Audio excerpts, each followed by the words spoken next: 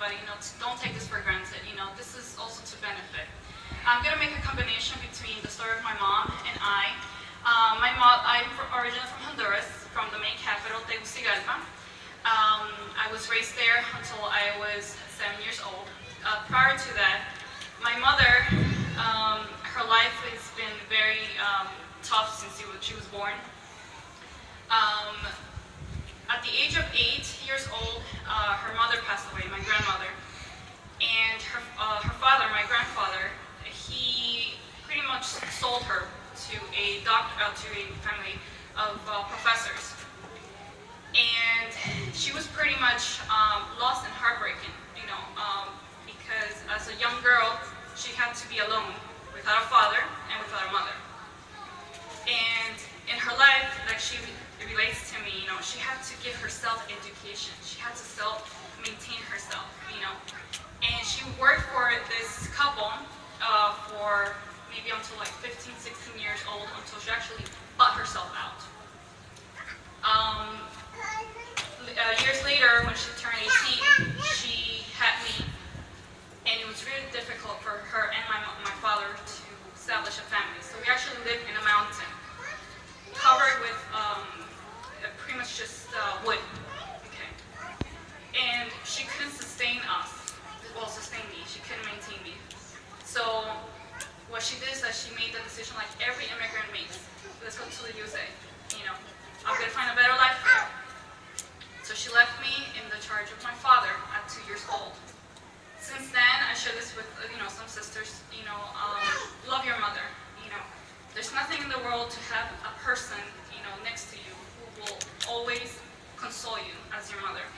She left me, and I felt like my story was repeating again, like hers. I felt unwanted, and I did hold a grudge against my mom for many years. When she came to the U.S., like everybody else, I'm not going to go in detail, but she went through struggles, in the border. She crossed the border, she made it to California, she was able to get herself to New Jersey, she established herself there. When she lived there, her life was turning upside down. It was culture shock, just like I had a culture shock when I came at 7 years old to the U.S. You see all these, people from all over the world, and practicing their religion, and things that she never had in Honduras. It was experimenting to have them here in the U.S. So she would go to clubs, she would go to parties, she would dress, without caring, what she would be, showing off. And it was when I met her the first time at 7 years old, I was very disappointed.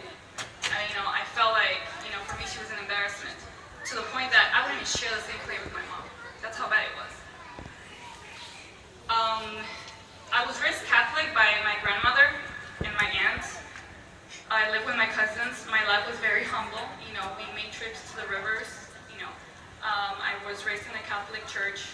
Our priests and nuns were pretty much taking care of us, teaching us about religion, the Trinity. I never really was taught about prophets or their life, or why we have to do things. It was just believe it. And I thought it was okay. It's easy. Just follow the way. So when I came to the U.S. at 7 years old, and I tried to hold on to the little that I knew about religion, with my parents. My parents didn't practice. They just didn't care. From coming from a very humble place, from a mountain to a city, and having everything accessible, drinks and men.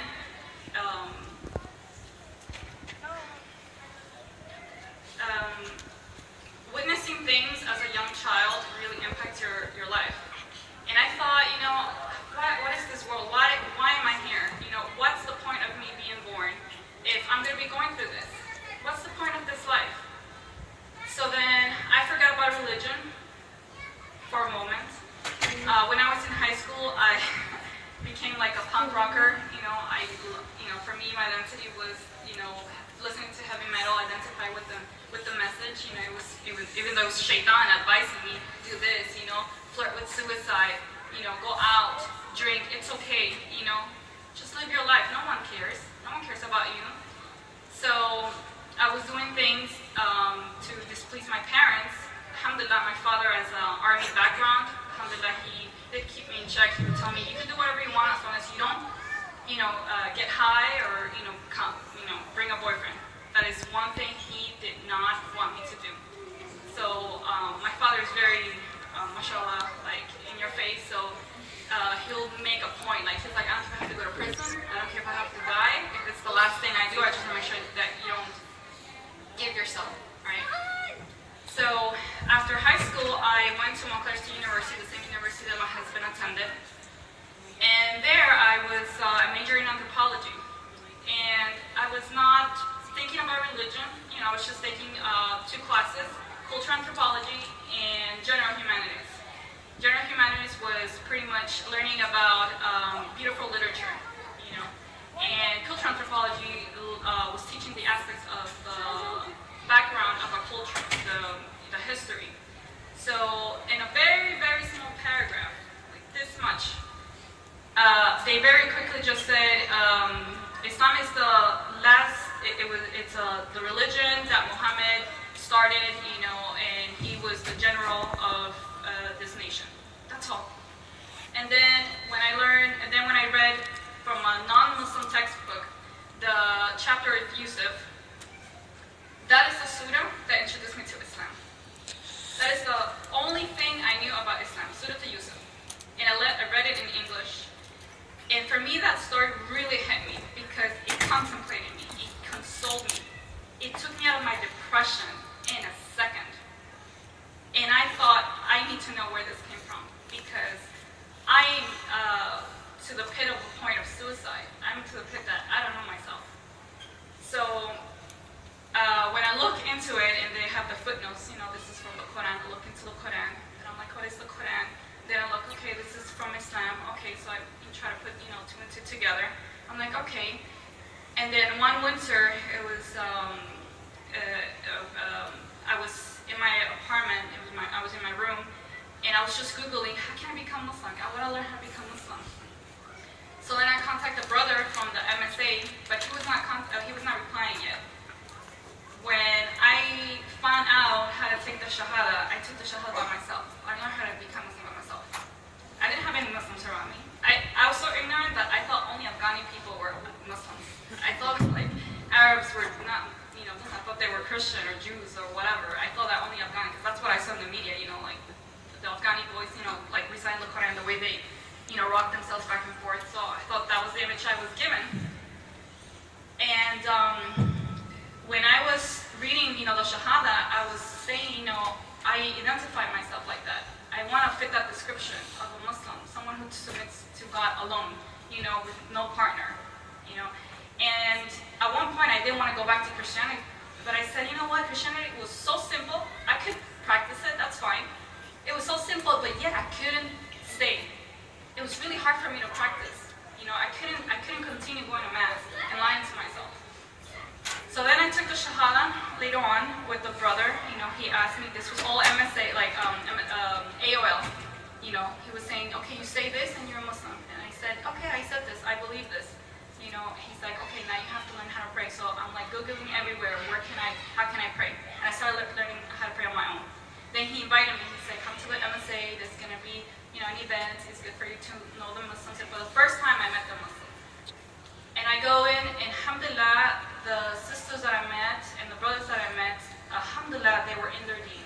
Alhamdulillah, they show me that clear, image of Islam. Alhamdulillah, they say, Muslims are not perfect, but when I see all these sisters and brothers practicing their deen, I think they were perfect. They reminded me, even though I didn't know what Sahabas were, like how to say it, but when I was reading about the companions of the Prophet Muhammad, I said like, wow, they remind me of Abu Bakr, they remind me, the sister reminds me of Abu Bakr. She's so gentle to me, no one has ever spoken to me like that. She's so willing to teach me. Sister, how long ago was that when you embraced Islam? Was the end of 2005, December 2005. 2005, okay. Tell us about your mother now, because we're like 3 minutes away from 10 o'clock, so... So what happened with your mother? Okay, so then... In regards to Islam. So then with my mom, a week later, the first person I told was my father. I became Muslim. And he said, that's fine, as long as you're happy, practice what you believe. And then when I told my mom, she was just like, okay, whatever. But then, the next day, after I took my shahada and I met the Muslims at the MSA, I wear the hijab right away. And my father, Friday night, he took me to the church and he told me, if you don't practice what we believe, which they didn't even believe anything, they didn't practice anything, you're not welcome here. I'm getting your stuff out and you're out. So I was in the street, literally, like on the cold. And subhanAllah, the lady across, she's like the lady that nobody likes in the neighborhood.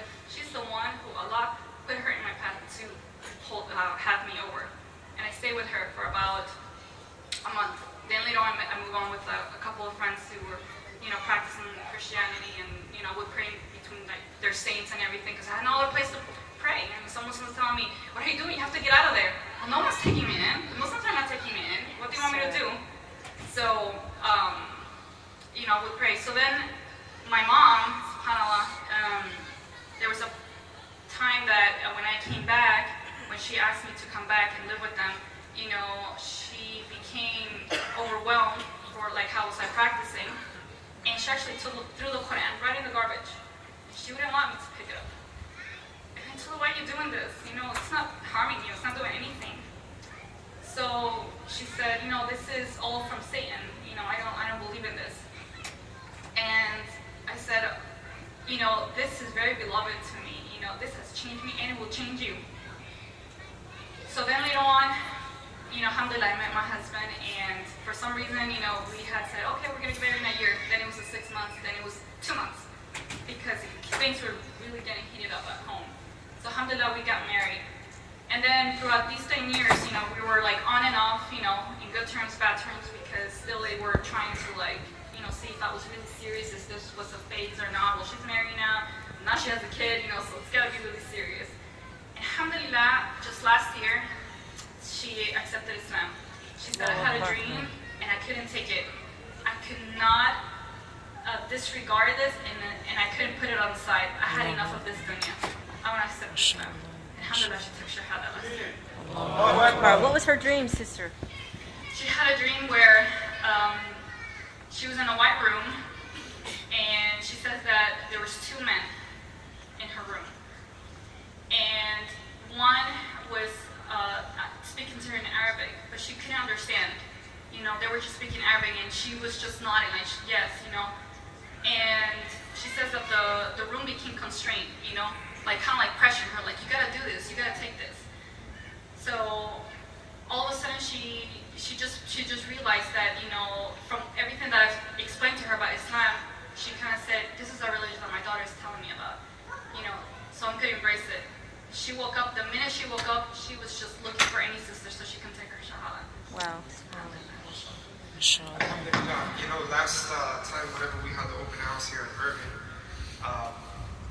I heard that not only had her mother accepted Islam, but she went back to a place in Honduras, a place where very few people had access to go into, let's just say, and took material to start telling people about Islam back in Honduras, all on her own.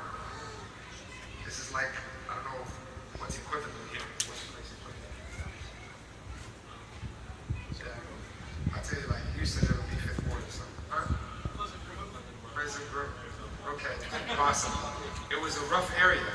So for her to go there, right, and to tell people about Islam, it's something that, subhanAllah, when you hear the story, you see the curve, right, that happens. You can literally see how Allah Azza wa Jalla changes the hearts, flips the hearts, right? One day a person wakes up a disbeliever and goes to sleep a believer.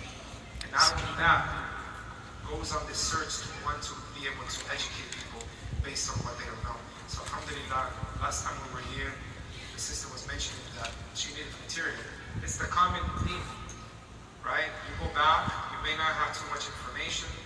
People who speak Spanish haven't received this information, so alhamdulillah, it was a blessing for us to be able to leave some material behind so that she could actually send it to her mother. And now people in Honduras are receiving information. Alhamdulillah. Jazakallah khair, sister. Thank you so much. May Allah bless you with your family.